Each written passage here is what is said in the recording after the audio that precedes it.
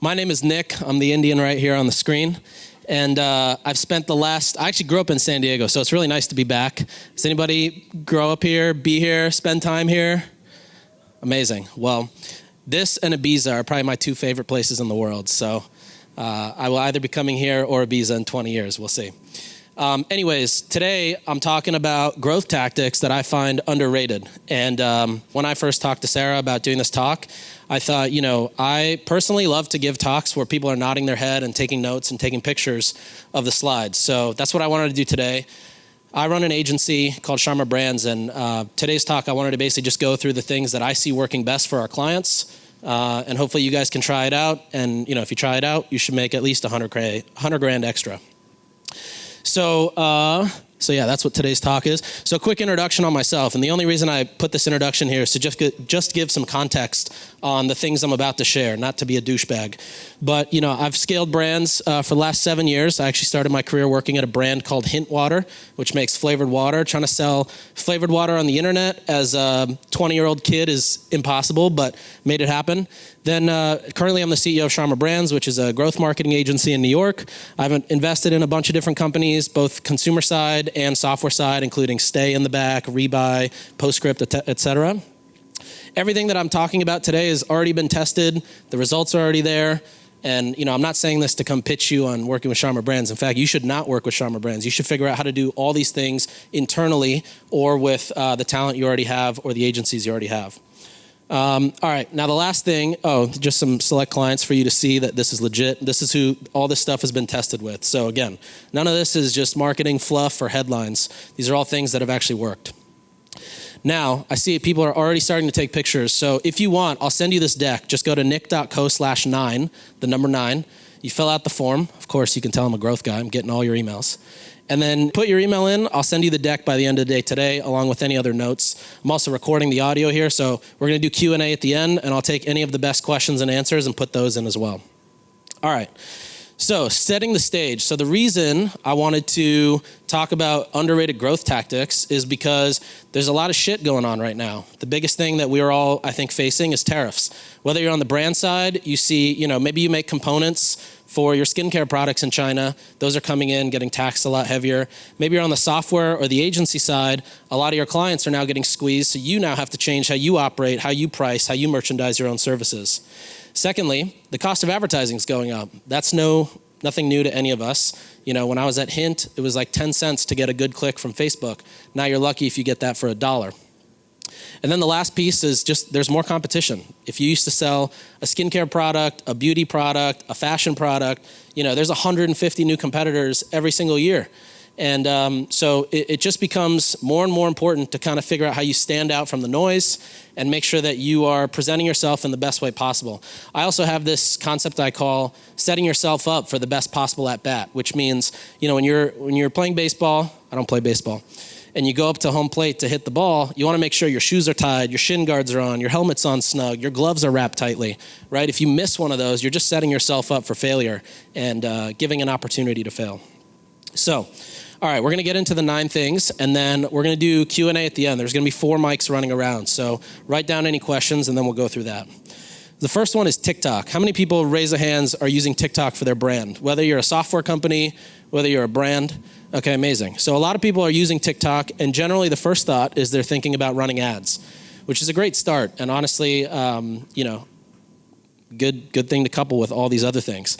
The things that I see working extremely well on TikTok, and keep in mind, I always look at things from a full funnel growth perspective. So I'm not looking at things like, hey, this is bottom of funnel, this is top of funnel, this is middle funnel. The way that advertising and the algorithms behind the content that's being served or the ads being served has changed, you don't know if you're hitting somebody at the top of the funnel, the middle, the bottom, in the basement, wherever it is. And so it's on you as the brand or as the marketer, whether, whatever you're marketing, to ensure that what you're doing is always full funnel. That said, here are some of the things that I love. TikTok Live. I don't know if anybody here has been successful on TikTok Live, but there's a number of brands, NeuroGum, iHerb, Olipop, like all these brands are kicking ass on TikTok. And what it's doing is it's not just selling product on TikTok, it's making the cost of their CPMs on Facebook go down.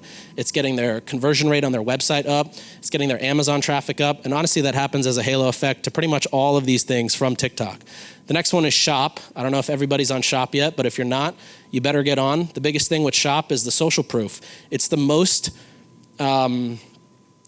innocent form of social proof, as weird as that sounds. You can fake website reviews, unless you're with Okendo, because they don't allow that. You can fake publisher reviews, because you can buy quotes on articles. You can fake influencer reviews. You can fake UGC, but you can't fake TikTok Shop reviews, and you can't fake TikTok Shop's own review of your store. And so that's why I think TikTok Shop, if you're not on it now, in a year from now, you're going to kick yourself, because that's going to be a metric of social proof that consumers are going to look for before making a purchase. The third one is affiliates. Anybody here doing TikTok affiliates? Okay, 2 hands. TikTok affiliates are one of the best ways to, again, drive that upper funnel marketing and, of course, sell people who are already interested in the product.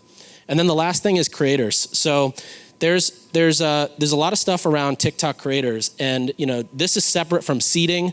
This is separate from affiliates. This is separate from live.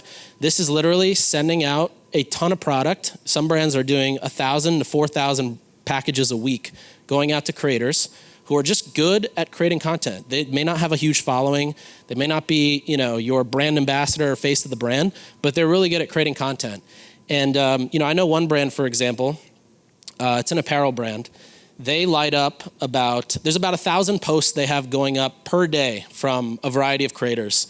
And every morning, they take the top 400 from the prior day that did well in terms of their engagement or baseline of views. They put ad spend behind it, and they give 2% of ad spend to their creators. And that's why I wrote that here. I think it's actually an amazing formula. Creators love it. It's amazing for brands. It makes sense with the unit economics, and especially when you have content that's already proven. So TikTok, if you're not already using it, insane upper funnel channel. It is basically, in my opinion, it's just as effective as TV. You can measure it the same way you do TV. You see the same halo effects in retail, on Amazon, marketplaces, even B2B retail buyers. So that's TikTok. The next one's Advertorials. Anybody here run Advertorials? Wow, one person. Okay, Advertorials are gonna change your life. Now, I started an agency entirely focused on advertorials. It's called Character. But you should not work with Character. You should figure out how to do this on your own. The setup for advertorials is so straightforward. You basically figure out a publisher site that you can either partner with, you can pay, or you create one. Like I created one. And I actually started this when I was at Hint. So in 2017, I did my first advertorials with this newsletter called The Hustle. They were just launching. And I went to them and I said, hey, I used to buy all these Taboola ads for these shitty publishers. A lot of them, funny enough, live in San Diego. And can you guys write an article about the founding story of Hint? It's an amazing story. I want to drive a bunch of traffic there, and I think it's going to get people emotionally invested to want to go and support and buy the product. So we did it. We changed the funnel from a Facebook ad talking about flavored water and why you should buy it for 20% off to, hey, come check out this founding story of how this founder built a brand after the CEO of Coke or some executive at Coke told her, she's going to fail at doing it. And what it did is it just takes you from Facebook to an article. The click-through rate obviously is insanely high, anywhere from 7 to 12%. And people read the article, they get really invested in why, there's the support for the brand, and then they go try it. And so what you do is you change the funnel from a Facebook ad to an article. This article page is also optimized. So, there's no banners, there's no pop-ups, there's no text. Like I do what I call the grandma test or the drunk test. The grandma test is you got to assume your grandma's got an older iPhone, shitty internet, small screen. She's going through, it's got to be easy for UX. And then the drunk person text is pretty much the same thing, except somebody's really slow, doesn't know where to click, doesn't know where to go. These pass both those tests because essentially you're bringing somebody in to be entertained. People are on social because they want to be entertained. No one sits down to poop, opens Instagram and thinks, I can't wait to go read a product page, right? They go because they want to see something funny, entertaining. They want to DM something. They want to learn something. They want to be laughing. They want to be, some emotion. And that's why this works so well is because you're bringing somebody in through a story they can relate to. And then you're sort of saying, all right, now here's why you should try my product. And then the last piece is, of course, you drive them to the product page. If you're me, I like going straight to a landing page because, again, you're sort of focusing that journey and leaving less opportunities for them to drop off or go elsewhere. And then what's the beauty of that? Well, the engagement is off the charts with Advertorials. Engagement, I mean, if you guys don't try Advertorials, you're wasting your time here listening to this talk. This is such a hack. Your CPA goes down anywhere from 20 to 40% on average. You get to teach somebody, you get the opportunity and the permission to teach somebody something because they, with high intent, clicked your article and came to your thing. This is, I don't know if you guys have heard of 8 Sleep. 8 Sleep is a smart mattress. If you don't have one, you should definitely have one. It's amazing. With them, this is their best channel. And, you know, again, I don't put these case studies on here to sell you on working with us. I actually just want you to go try it and see. This is a test worth doing. Another one is Cadence. Cadence makes these really beautiful travel capsules where you can keep all your personal belongings inside and travel. And again, for them, this was an amazing acquisition channel. The cool thing is if you run an incrementality test with Advertorials, you'll actually see all of your other channels benefit from Advertorials being on, because if somebody doesn't purchase or somebody doesn't buy anything after they read the advertorial, they leave with the knowledge of what you're selling, why you're selling, how it benefits them, etc. Okay, next one is influencers. And you know, people tend to think about influencers in a very binary way. You pay them, they post. Or you pay them, they become an affiliate. Well, I sort of think of influencers as you want to work with them for 3 main reasons. One is whitelisting, which everybody knows what whitelisting is, right? It's where you use their handle and run the ad. It goes to ideally a landing page with, again, their face on it or some sort of a bundle with their name on it. The second one is content creation, which I kind of spoke about on the TikTok side. But in this case, you don't necessarily just use their content to boost on TikTok. You can actually figure out how to leverage their content everywhere else in retail signage, your own social media, your website, your emails, your text messages, et cetera, et cetera. And the last piece is seeding. Whether you have, there's 2 ways to do seeding. The easy way is you just use some sort of a chatbot, DM a bunch of people, try to figure out who you can get product in the hands of that has a high likelihood to post. The other way to do it, if you're a bigger brand, is you figure out an influencer you want to work with who's got a big following, and you say, hey, we're going to seed all of your friends because you might be a wellness, lifestyle, LA influencer. We all know what those look like. And you probably have 20 of those friends. We're going to make a knife box for the next drop. We're going to seed it to every one of them because they're going to see it comes from you. The chance of them posting is actually significantly higher than if we send it as just the brand. Next one is volume-based creative testing. Now, if you're a massive brand, this probably isn't too, you've already figured out what your angles are, your messaging, what works, what doesn't work. If you're a brand new brand, also this doesn't work for you because you got to take bigger swings with smaller ad spend and figure out what kind of angles or messaging are going to work. This is perfect for the brands that are spending, $150 to $1 million a month on Facebook. And essentially, less than 10% of the ads that you actually run are ever going to hit scale. And that's just on average across a ton of accounts. You might be special or you might be really bad. But for most people, it's less than 10% will hit scale. And so the only way to get into that is to do it by testing. And testing doesn't mean that you need a massive framework. It doesn't mean you need, all these Excel sheets to track it. You just need to answer 25 different reasons somebody's going to buy your product. Right? Take those answers, turn it into an ad. It might be a UGC ad with that messaging. It might be a static ad. It might be you just taking your phone out and recording a selfie video, and that'll probably crush. But volume-based creative testing is something that a lot of people don't do. And when you're not loading ads in on a cycle, every Monday loading ads in and testing them between your an engaged audience and then a cold audience and then a really cold audience to see where it has potential for scale, you're just missing out on opportunities or messaging opportunities to see what can actually drive scale. Next one, landing pages and PDPs. Anybody here use landing pages?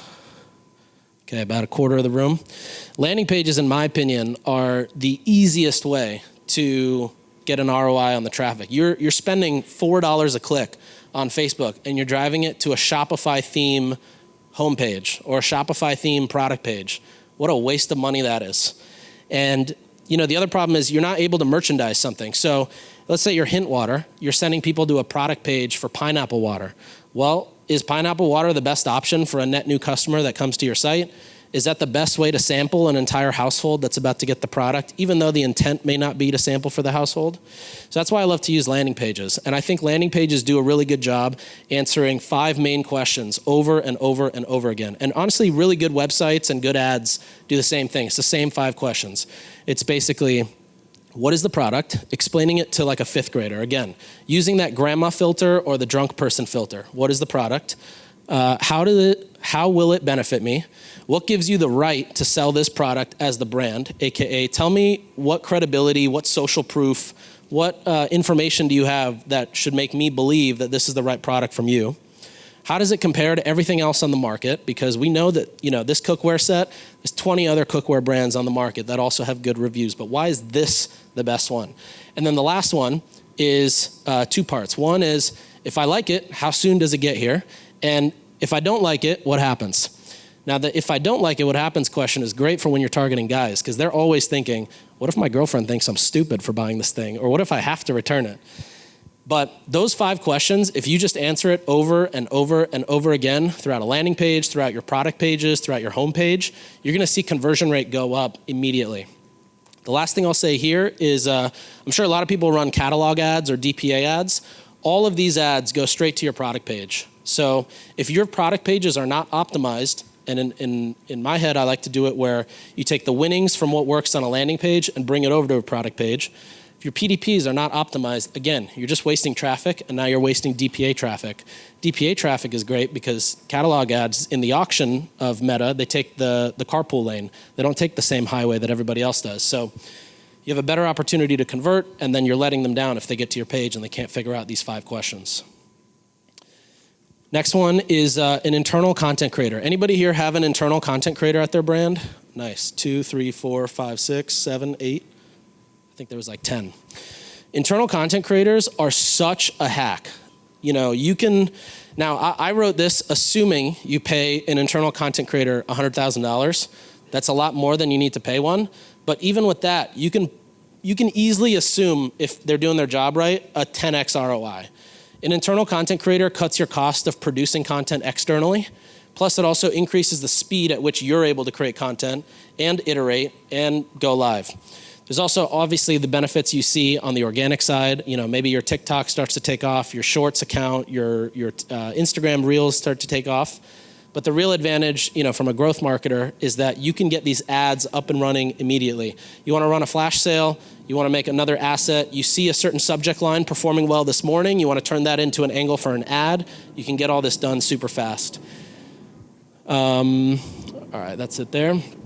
Next one is, no plug here for Rebuy, even though Rebuy is, I think, like somebody just said, the best employee of the month. And I think it's the no-brainer Shopify app every store needs. But you want to have a new customer offer, you want to have upsells, and you want to have post-purchase upsells. People don't see that and think you're a scammy brand or a cringy brand. They see that, and I think they welcome it. And the reason is, people don't want to be, nobody wants to come to your site and do a scavenger hunt. What products should I get? What are the things that I think would be best? I've never heard of this brand before. So in my opinion, what you want to do is figure out who are you targeting, right? Are you about to ship product to a household? Are you shipping it to one person? Is there a chance there's going to be 2 people there? You want to understand the variance of variants. So basically, like what are the different variants that you're putting in? And then you want to make sure that it arrives quickly and fresh, right? So for example, going back to Hint, Hint's a great example. If you go to their site, they're still running the same offer we created 7 years ago. 36 bottles for $36. It's super easy to understand. The messaging we used was $1 a bottle. People hear $1 a bottle and they think, well, yeah, why wouldn't I try this? It's a pretty low barrier to entry. Another great example is Everyday Dose, which is a mushroom coffee brand. They do this thing where you get, I think you get locked into a subscription, but you get a 30-day serving plus a whole starter kit, which includes, a frother, a spoon, 3 months of subscription to the Othership app. All that said, the offer comes out to be 50% off. It's an amazing no-brainer when people get to their product page. And then the last one that I put as different examples to check out are the meal kit companies. Look at the pet food meal kits, look at the human meal kits, whatever other animal meal kits exist. And These guys do a really good job. They have perfected the introductory offer. This works extremely well for consumables. And then, of course, as soon as somebody adds a product, you suggest the complimentary cross-sell. So if I'm buying, hint water and pineapple, maybe it'll suggest I want peach. Or if I'm buying a pair of jeans, maybe it'll suggest, underwear or socks, whatever it may be. The same thing also works post-purchase. In fact, every time I've run a test, the best way to run post-purchase is you run the same product that somebody just bought at 30% off, and that's how you get the highest take rate. I don't know why, but it is. Next one, customer reviews. This is the second to last one, so hopefully you guys are getting questions ready. Customer reviews, I personally use Okendo. And why does this matter? Well, a lot of times people think investing in building out your customer reviews section or piece of your tech stack is a waste of time. You set up reviews once and then you just let it collect. And if it collects, it collects. If it doesn't collect, it's like, maybe we're not good enough. That's wrong. The best brands intentionally spent a lot of time building out the foundation for their customer reviews. And it pays off insanely fast because there is no better headline than 50,000 five-star reviews, 10,000 five-star reviews. These types of headlines have the highest click-through rate and the highest conversion rate. So collecting customer reviews and then understanding how and where to syndicate them, whether it's landing pages, whether it's TikTok Shop, whether it's on your e-retailer sites like Target or Walmart, wherever it may be. Customer reviews is something that people need to spend more time on. It has, in my opinion, it has the highest ROI of time spent on a piece of your e-commerce business. The last thing I just wrote here is, you could probably, I don't know if we've talked about AI agents yet today, but you could easily create an AI agent that helps you understand reviews, read through them, send you a Slack message every Monday of, hey, here are the top 5 traits mentioned in your reviews. Go build a listicle using those top 5. Whatever's the most talked about, you start with that as number 1, and then you go to number 5. And you build a listicle. That's gonna be your highest performing listicle. You'll have a 50% click-through rate to your product page, I guarantee it.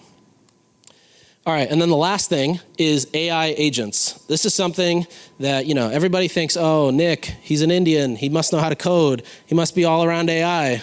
Listen, I'm the one Indian who doesn't know how to code. But that's why I love AI, because it could be my secret Indian that no one knows about.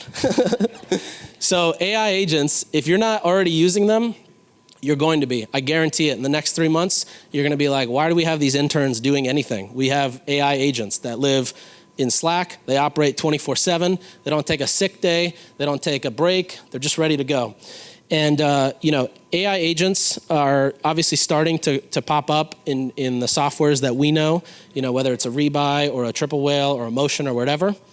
But there's going to be a lot of opportunity to create your own agents, and the best agents are going to be created by brands themselves because they have the most context on what is happening internally and where their own gaps are.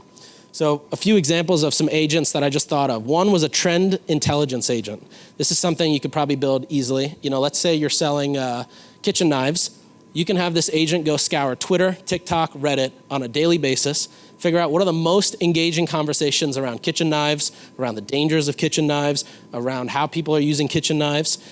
It can synthesize all that information, understand what's working best in your ad account, take that information, combine it, and then give you a daily Slack report of, hey, here are the newest and most likely angles to succeed that you should test, right? That's an example of a good agent. A competitor intelligence agent scans all the ads across TikTok ad library, iSpot, Facebook ad library, Taboola ad library, et cetera, and does the same thing. It says, hey, did you know that your biggest competitor has just turned on this new angle, and now it went from 10% of their ad library to now 40%. Maybe you should try playing off something there. Offer optimization agent. I actually wrote this one with Rebuy in mind. It's no secret that even when you're running a new customer offer, it may not actually be fully optimized because you might see that if somebody comes in through Instagram on their phone versus Facebook on their phone versus Facebook on their desktop versus, Instagram on Wi-Fi on their phone, all 4 might actually have different sell-through offers that convert better.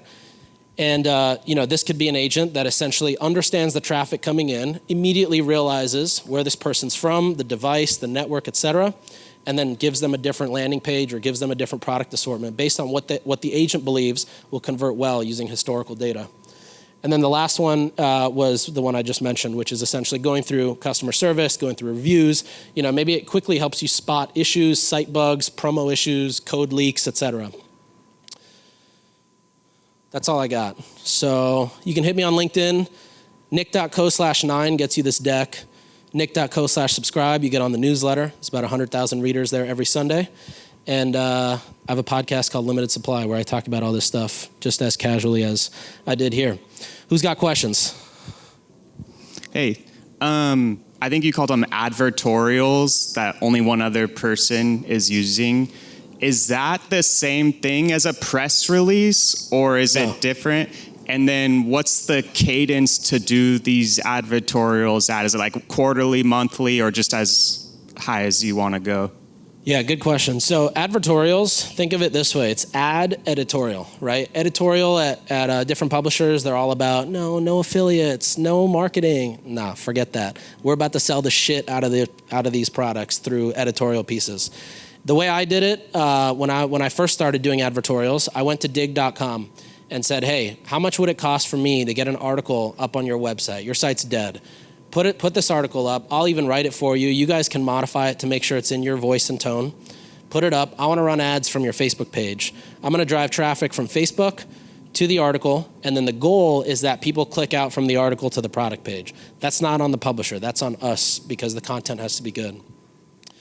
Typically, there's like a few formats you can test with. The easiest ones are, I saw this product all over X. I tried it. Here's what I think. 7 reasons why home chefs love cooking with Caraway. Caraway versus Hexclad. I tried them both. Here were the results. Those types of articles crush. And honestly, the best inspiration for me personally to go find advertorial formats or article formats that work best, I actually go to like the commerce pages of Business Insider on Facebook, BuzzFeed Shopping, Refinery29 Shopping, and I just see what gets the most engagements, meaning likes and shares and comments. If something gets a bunch of comments or shares, that's a format I want to go look at and try to mimic. Then once you understand the format and the type of article, you basically write the content. You want to make sure it's very easy to read and follow. The right things are bolded, underlined, headlined. And then you put it up on the publisher. Whether you work with a publisher and pay them, you could work with like mysubscriptionaddiction.com, for example. They do a ton of this where you could go to them, say, hey, I've got, this is my product. Either we'll help kind of give you an outline, or you guys just take the product, review it, write it, put it up, we'll whitelist through your page. Or you could do what I did, which is I just made my own publisher on a WordPress site. You can go to themeforest.com, which has a bunch of WordPress themes. You buy a theme, you download it, you go to GoDaddy, set up a WordPress instance, you upload the theme, and now you got a working site. If you go to shetoldus.com, you'll see an example of a WordPress site that I put up in 5 minutes. There's no articles on it because it's just an example. But you can build these sites yourself, and then you just got to make sure you've got a Facebook and an Instagram page to run from. Does that help answer your question? Yeah, definitely. One quick follow-up. So if we get it published on like Forbes, are you saying we should also create an ad that points to that Forbes domain article as part of the strategy? Yeah, the only problem with Forbes, and honestly most big publishers, one, they're going to charge you an arm and a leg. When I did dig.com, I got them to agree to $3,000 an article for 5 articles in a bundle, and that was also 8 years ago. Refinery, when we did an article on Refinery, it was like $50,000. We got 3 organic sales from it, and it cost us $50,000 to put it up. BuzzFeed was $35,000, and I think we got 8 to 10 sales. The best has been when we write the content, we put it up on a publisher that does not have banner ads and autoplay video ads and pre-roll and all this other bullshit that is on Forbes, and you just run it. You use any sort of whatever ad tool you use to upload ads. At the time, I was using Ad Espresso. Now we just use Ads Manager. You upload the ads. You see which ones are working. You cut off the losing creative. And then, you solve for it the same way you do normally. So you solve for click-through rate on the creative side, or CPM first, make sure you're targeting the right people, good content. Then you solve for the click-through rate, and then you can solve for optimizing on the article page. Hey, Nick. Quick question on advertorials again. Can you speak to the effectiveness across like verticals of using advertorials? Yeah, totally. So I'll say off the bat, the best use case for advertorials are products that are expensive for their category, So think like a 8 Sleep, a Cadence, Caraway, things that are high barrier to entry. So think like, skincare, telemedicine, things that require a long onboarding quiz, or you to fill out a bunch of information to get to the next step. And then the third is products that have a high education barrier. So 8 Sleep, again, is a great example there. Anything that's like super low AOV, impulse buy, it almost doesn't help because you're adding an extra step that's unnecessary. But I would say products that are over, I'd say products over $200, advertorials are a phenomenal way to test. It's also just an amazing top of funnel strategy. Like if you're selling in retail or Amazon, advertorials is a no-brainer because you're going to have a massive halo from people who read the advertorials and go buy in retail or go buy in Amazon. In fact, when I was at Hint, we did a massive, we had launched a sunscreen at the time in Target. And a big part of that launch was making sure we sell out the first batch. We tried, of course, this was the brand marketing team that did it. They try all these ads saying we're available in Target. They do all these podcasts, all these influencers. Didn't really move the needle because, it's just kind of throwing noise into the void. But then as soon as we started turning advertorials on, we saw retail start to move. And it's just another testament to how strong advertorials can be across the full funnel. What's going on, Nick? Curious in your thoughts on how you'd approach acquiring new customers as subscribers rather than like just a one-time purchase, particularly if it's their first time purchase.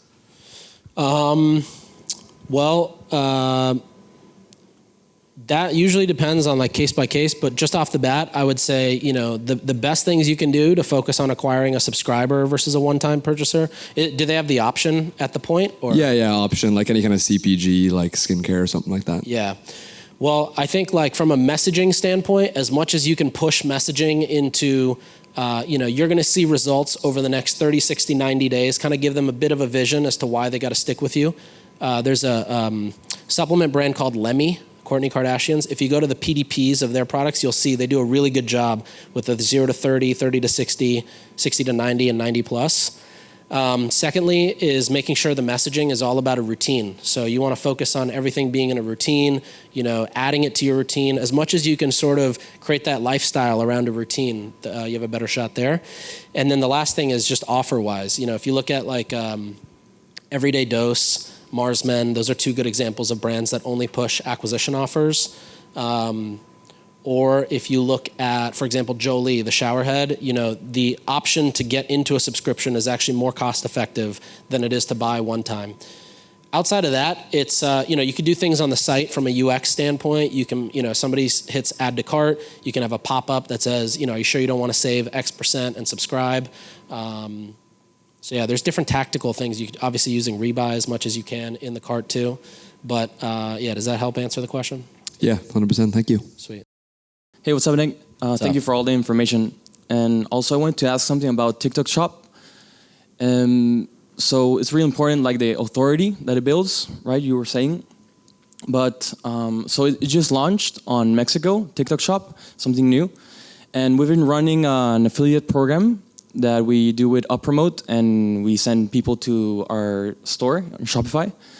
But and we do this on TikTok. So there's a lot of creators that post a lot of content about our brand, and we send all the people to Shopify. But with TikTok, when they buy, we don't get the information, like the emails, the number, etc.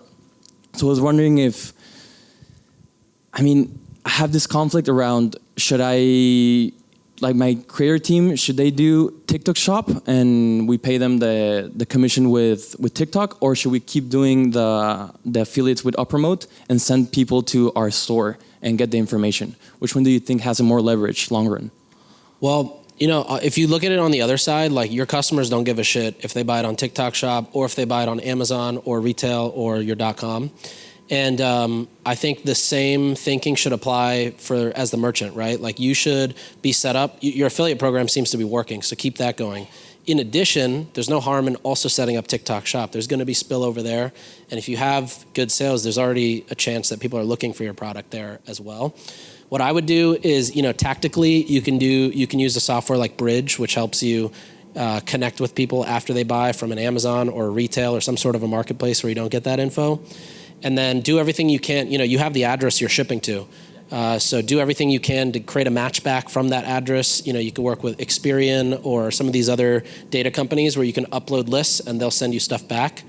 You can also, this doesn't give you the information itself, but like even taking that list of addresses and uploading it into ad platforms as just telling the platforms, hey, this is who our customer is. That's also helpful because they have better match rates too. And the last thing you can do is like create some incentive to come and, this is what Bridge does. Like Bridge helps you create that incentive to get somebody back to your site, whether it's for warranty, whether it's for a free refill, whether it's for signing up for, a discount on the next product drop. So you can figure out like tactically how to do that. But yeah, TikTok is not going to give that information, and you just have to figure out a way around it.